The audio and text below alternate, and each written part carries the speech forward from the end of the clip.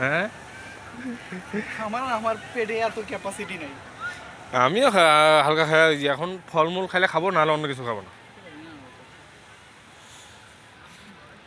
এখানে ফলমূল না খাইলে পোষাবে না তো, যে টাকার চাষ। কত টাকা করে পার পার্সন নিচ্ছে?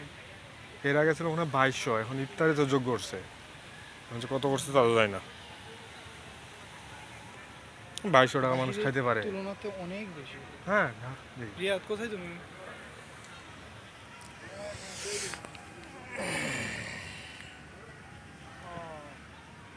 ইফতার করছো? ভিতরে আছে তাহলে।